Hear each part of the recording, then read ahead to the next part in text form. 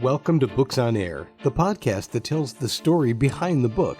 It includes insights from authors about how they compose their work, what inspires them, and what they hope you'll take away from their book. Here's your host for this episode of Books on Air, Suzanne Harris. Welcome to the Books on Air podcast. I'm Sloan Fremont, filling in for Suzanne Harris. This is a podcast where listeners get the secret story behind every book. Joining me today is Pete Smart, co-author of the book 1 in 100, Living with Bipolar. This book is a partly self-help book on bipolar disorder written by Pete's late wife, Lorna, with some poems and short stories written by Lorna, her daughter, Lydia, and Pete himself. Pete, I want to welcome you to the Books on Air podcast. Thank you very much. Nice to meet you, Sloan. Yes, nice to meet you. So let's start out by telling the audience maybe just a little bit about yourself, about Lorna, and your book, 1 in 100.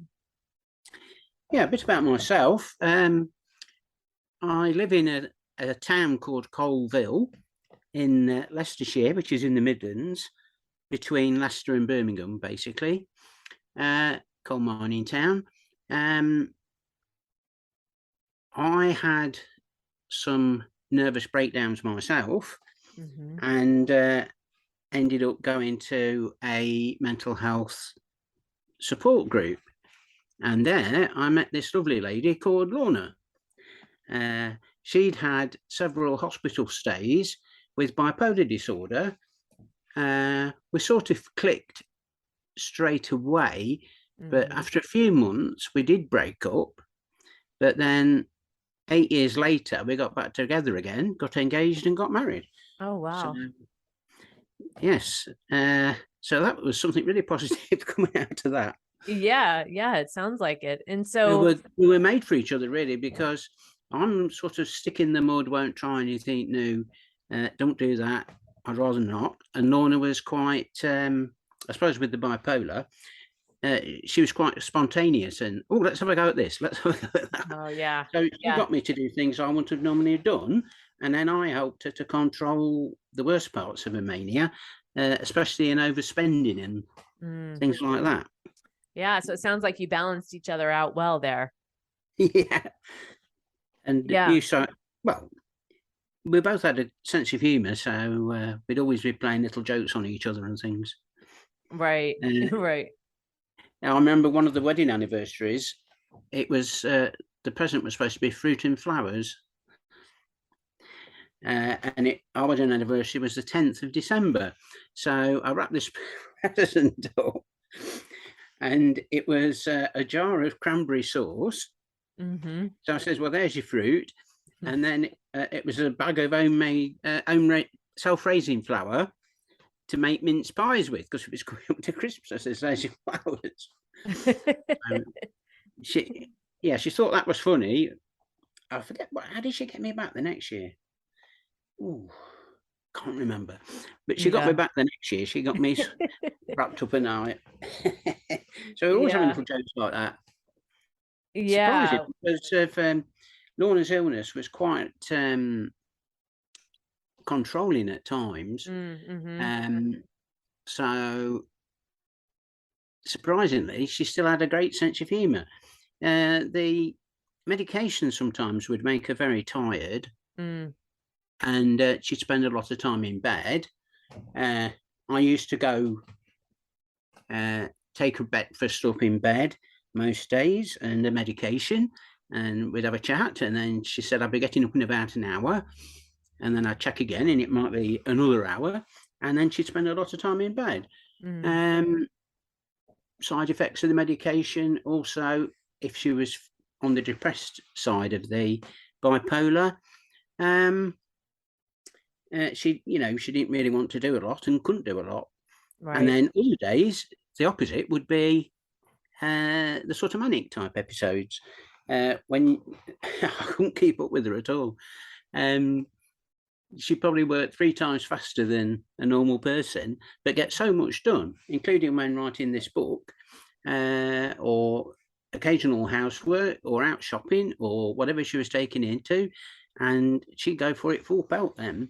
So it's such a contrasting illness, which is obviously why it's called bipolar. The downside when you can't do much at all, and the upside, sometimes you can't stop talking like me now, or there's the opposite ends of the spectrum there. You're busy. Yeah. Mm-hmm. And so let's get into the book a little bit more. So Lorna was her intention to write a book, or was that something that you and her daughter decided after her passing? And which, by the way, I'm very sorry for your loss there. Yes. Well, what happened? Lorna had written her first book called Snappy But Happy when she was in a mental hospital, and that got published a few years before we got married. Mm-hmm. This book, Lorna started researching it in 2011, and it's surprising how much research she actually did. She used to work on it hours and hours and hours. She'd sometimes be up till 6 a.m, still looking something up on the internet. So she'd print information off or write information down, read lots of books, and then all through the book, she's illustrated things like that by using examples from our own illness and treatment. Mm-hmm. So yes, she did write this book herself. That was about a 2-year job, and then we started typing it. That was even longer. Mm-hmm. And unfortunately, our computer crashed. But we had a memory stick, so we'd got most of it on the memory stick. Mm-hmm. But unfortunately, at the time, we were in financial hardship and couldn't afford a new computer, so it had to wait. And then in early January 2020, Lorna had gone to the doctors about pain in her mouth, lumps in her throat. First of all, they thought it was mumps, because we'd both had a virus beforehand. And eventually then we got sent to see a specialist, and then he told Lorna that it was actually tongue cancer. Okay. And then secondary cancers in the mouth, neck and throat. And Lorna went off for all these tests, and she came through them all to say, yes, it's okay, you can have the operation. But then COVID really hit Leicester at that time. March 2020. Leicester was the COVID capital of the country, and so our operation got cancelled. Unfortunately, then they had to try radiotherapy instead. It wasn't very successful, and during the last course of treatment in June 2020, she caught a chest infection and then sadly passed away on the 26th of June. Yeah. I'm so sorry for your loss. I say in the book, the worst day of my entire life. Yeah. So that was that. So I wasn't thinking about books at that stage. Yeah. And then our publisher, who is Author House, they rang me. I think it was March 2021. How's the book going? Can I speak to Lorna?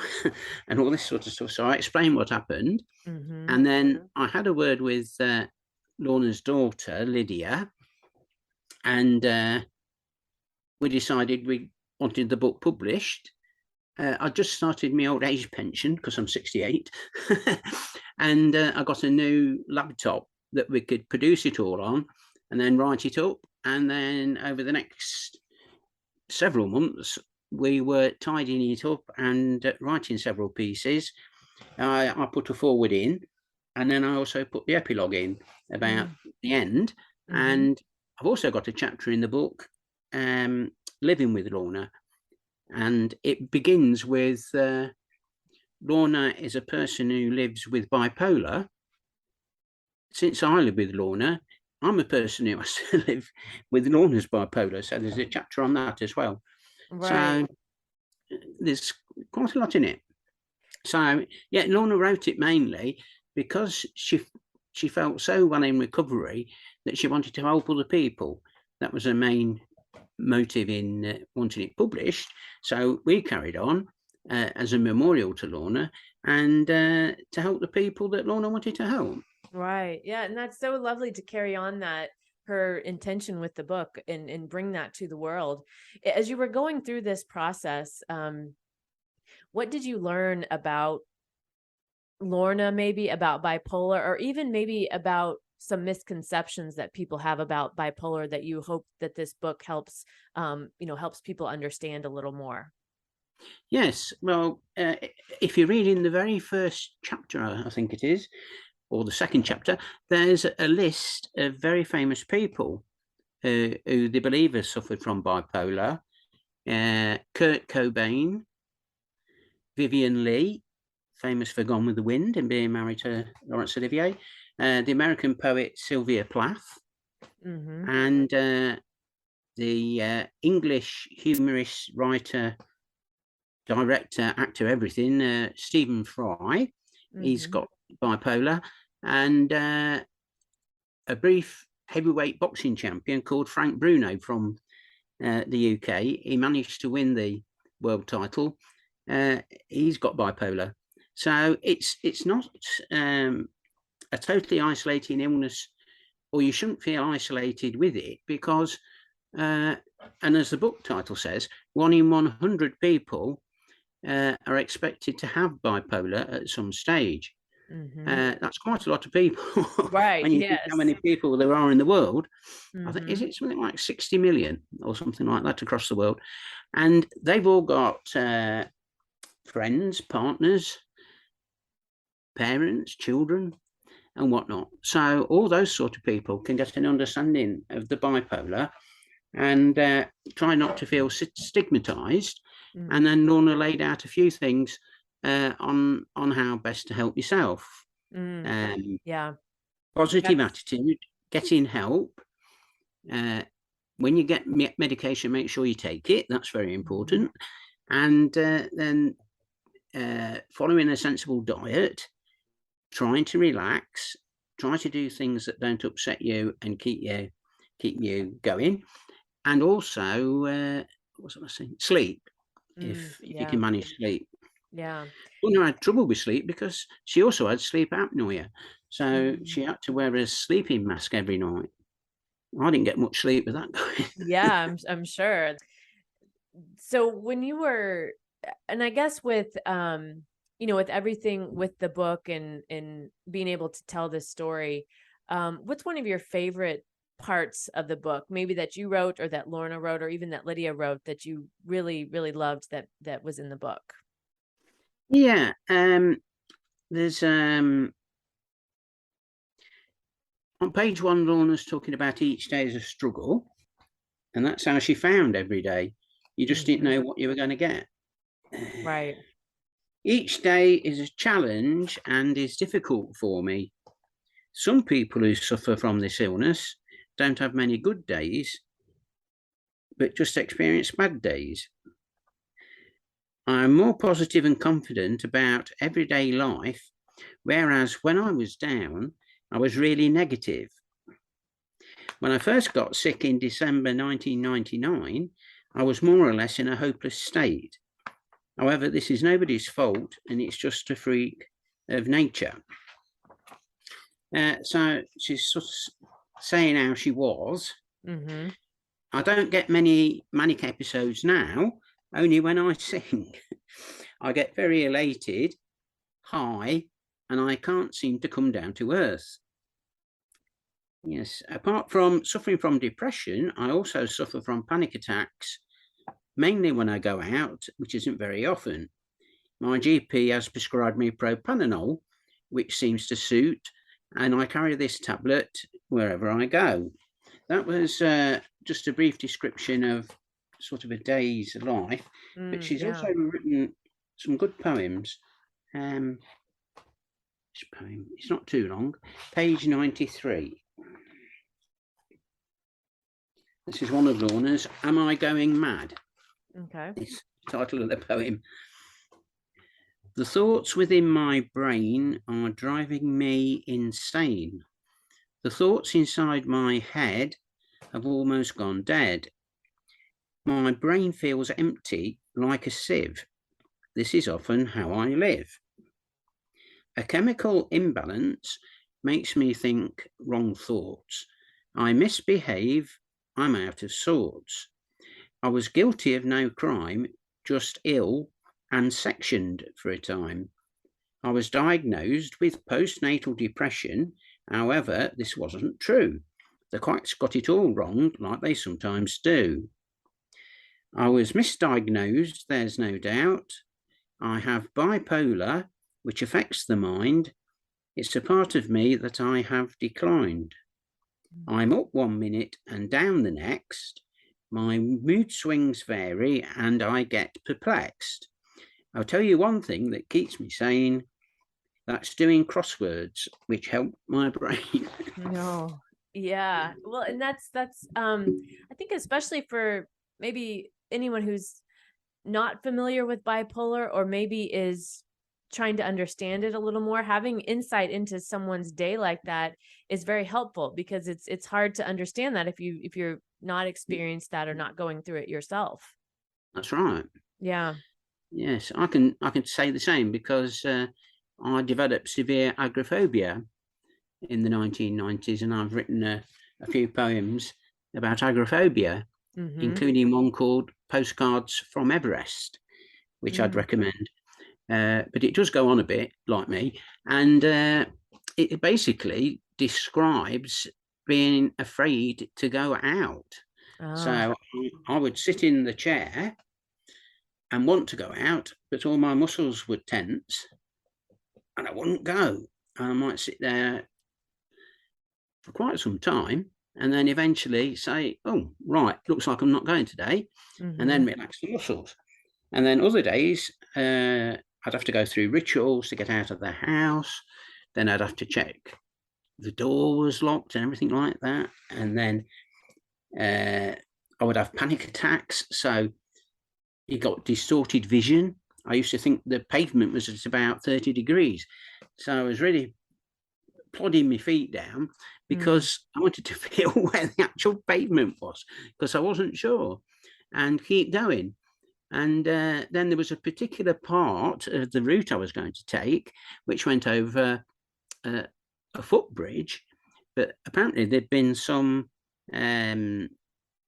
physical assaults there on people. So apart from having I was suffering from post-traumatic stress disorder, but apart from having that and agoraphobia, which is a fear of open spaces, public spaces, not just open, public. It comes from the Greek, apparently, for marketplace. And as well as having that, then you got the added fear, are three people going to wait and beat me up when I get over the top? So that made it really hard. And I go through the whole experience. It goes on, and then at the end, I say something along the lines of, come on, it's not climbing Everest, but it is to me. And I've managed it today, but will I even get out of the house tomorrow? It's tough work. And what I love about what we're talking about here, these are very, heavy topics. They're things that if people don't understand, it's very easy to judge others. But judging is the easy reaction. The human reaction is taking the time to understand. And what you're talking about in your book, what you mentioned in your poem with your own experiences, that gives insight into other people, what's going on inside of other people, to help understand. And that understanding, I think, is so key to being human, right? To not take the easy way out and judge, but actually take the time to understand.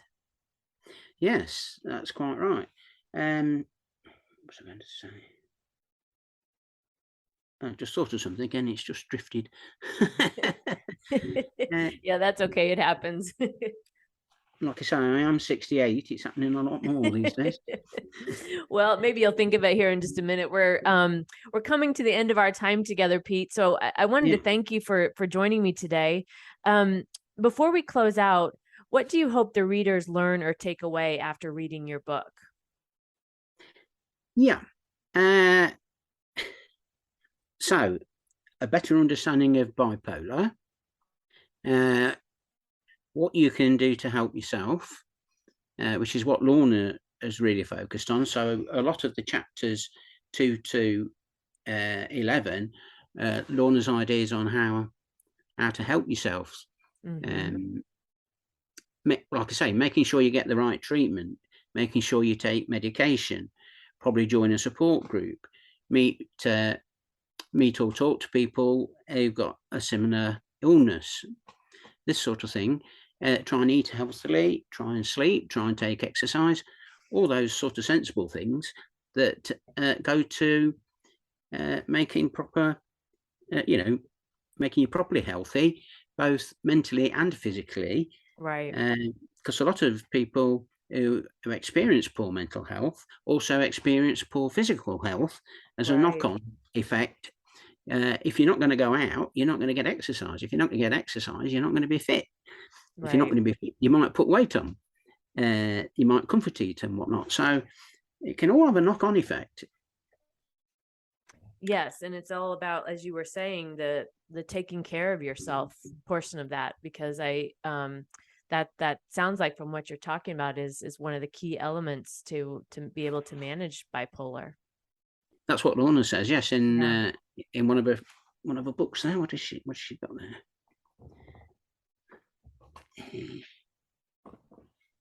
Yeah, and the other thing I put in was never give up. Yeah. Lorna, the late author, she never gave up. She had bipolar for 20 years, including several hospital stays, and she called it a monster of an illness. But during recovery and managing her bipolar, she's managed to write 2 books. Right. So she's proved you can do it. So three short words on describing this would be patience, resilience, and hope. So like Lorna, she got bipolar from the year 2000. Then she developed type 2 diabetes, insulin controlled. That was in 2011. And then in 2000 and when was it? Probably 13. She then found she got sleep apnea.